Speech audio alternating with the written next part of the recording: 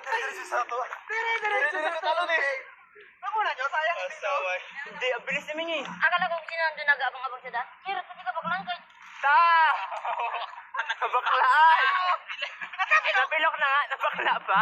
Ako nga, sapat-sapat na ako sa puno, wala akong pag-alam. Wow! Wala pang-alam kami pilitan sila. Si Cheo, di ba naiwan kami doon? Takot na siya eh. Parang inaano ko. Sabi ko, kala mo ba si Tito Art ako? Yo, si Tito Art. Wala na si Tito Art dito. Wala na sa kanyang katawan to. Kaya ako si... Hindi kasama ka. Sabi ko na yan. Ikaw, sama ka sa akin. Ikaw, Che. Tara na. Hindi siya lumalapit eh. Lumatras si Tito Art. Alam ko ikaw yun, pero grabe nakakatakot. Parang baka mamaya hindi talaga ikaw eh. Palayan daw pala, bibigyan niya pala sabi niya, ano? Tapos dalawa. Ito pa na?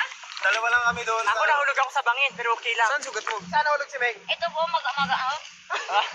Ayun yung aswang, relax oh. Ayun nga, sama ko nag-relax-relax, nagagutang-lutang. Ikaw ba ba? Di ba, naka kami, nabuksan ko siya. Binuksan niya yung kutsilyo niya, tinututok niya na kay Kuya Art. Sino? Si Domin. Natural. Ano pa gagawin sa kutsilyo niya? Kaya nga tayo may kutsilyo, di ba? Paano niya tanggal kutsilyo? Gina ko. Dinidukot ko sa kamay niya.